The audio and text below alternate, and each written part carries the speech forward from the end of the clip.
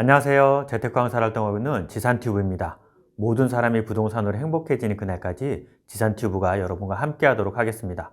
구독, 좋아요, 알람 설정은 컨텐츠 제작에 큰 힘이 됩니다.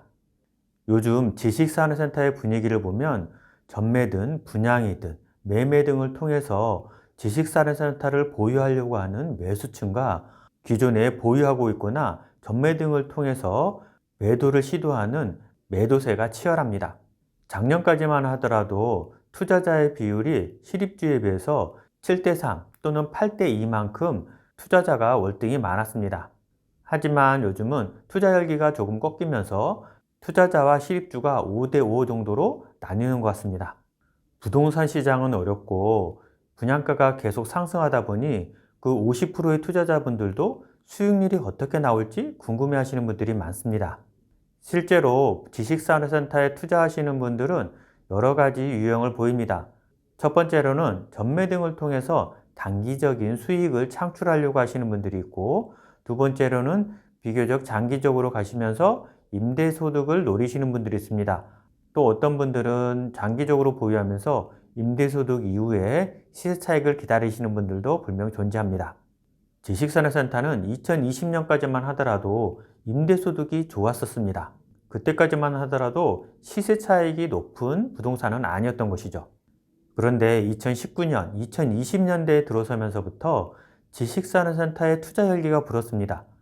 임대소득이 너무 뛰어나서 지식산업센터에 자금이 몰린 게 아닙니다. 그 당시 주거용 부동산의 규제가 가해지면서 이미 시장에는 현금 유동성이 풍부해졌는데 그 돈이 흐름이 지식산업센터로 몰린 것입니다.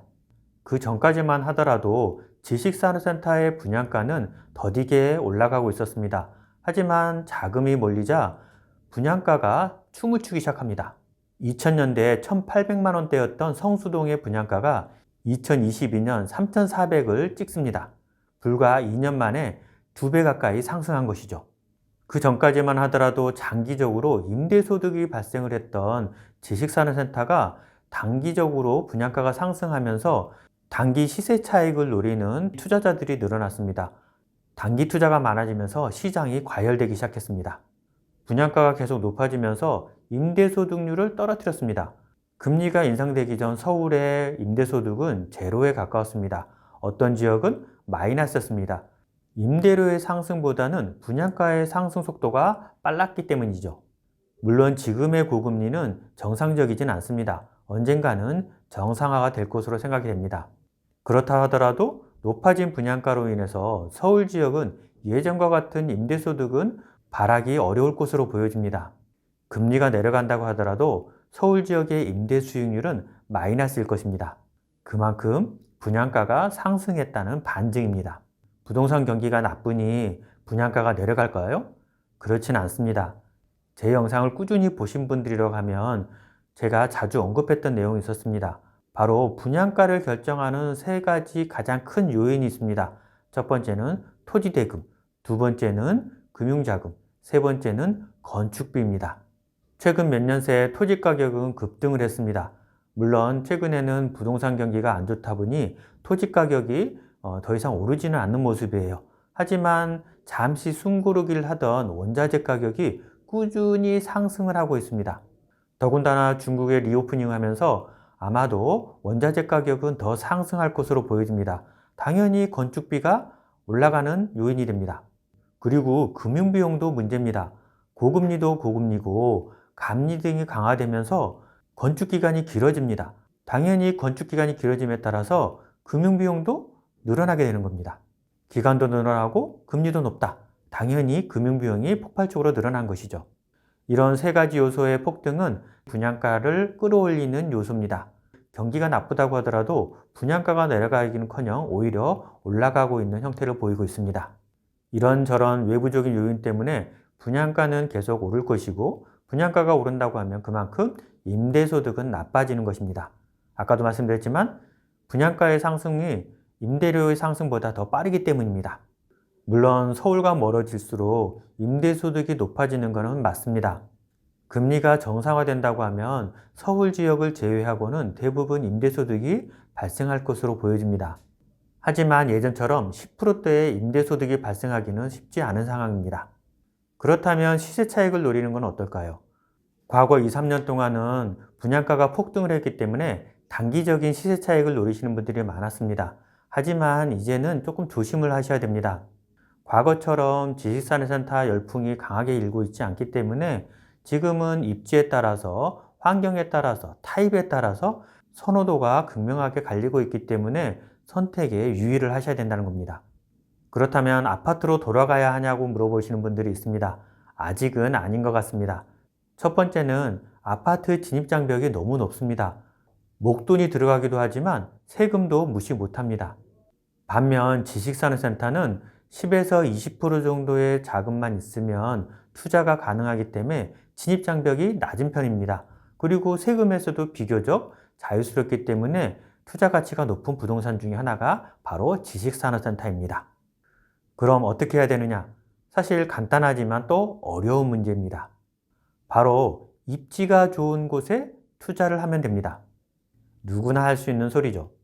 작년 상반기만 하더라도 지식산업센터에 투자하시려고 하시는 분들이 줄 서 있었습니다. 호실 구하기 전쟁이었으니까요.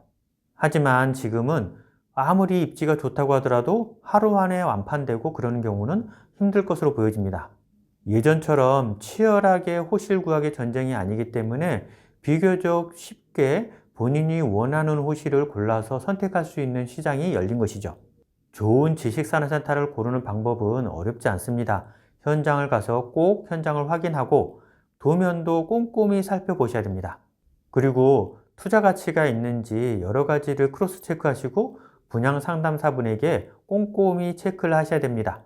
주의하셔야 될 부분은 예정이라고 되어 있는 것들이 많이 있는데 예정은 예정일 뿐입니다. 이제는 전매든 분양이든 항상 입지를 최우선으로 보셔야 됩니다.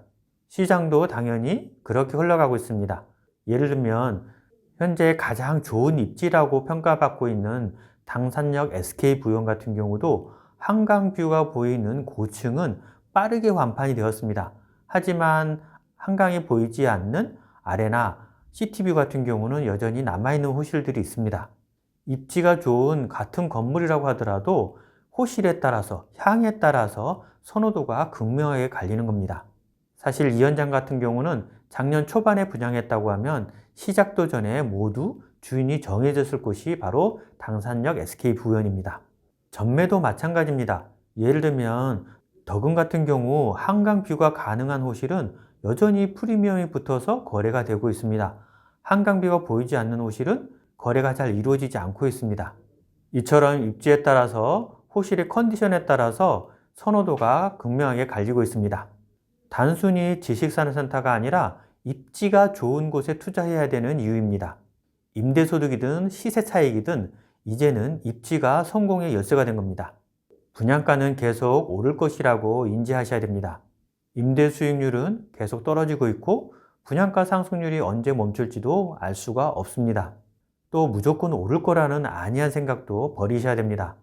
지금 많이 힘든 시기지만 어떤 의미에서는 이 고금리 시대가 우리의 투자 마인드를 성숙하게 하고 있다고 생각이 듭니다. 그리고 이런 성숙한 투자 마인드는 실패를 줄이는 중요한 요소입니다. 이 영상을 보시는 분들은 실패를 줄이고 성공하는 투자자가 됐으면 좋겠습니다. 이상으로 영상을 마치도록 하겠습니다. 더 궁금하신 점은 아래 더보기를 누르셔서 제가 운영하는 단톡방에 들어오시면 지식산업센터 관련돼서 다양한 정보와 다양한 의견을 나누실 수 있습니다. 많은 분들이 들어오셔서 다양한 의견을 함께 나눌 수 있었으면 좋겠습니다. 모든 사람이 부동산으로 행복해지는 그날까지 지산튜브가 여러분과 함께 하도록 하겠습니다. 도움이 되셨다면 구독, 좋아요, 알람 꼭 부탁드립니다. 감사합니다.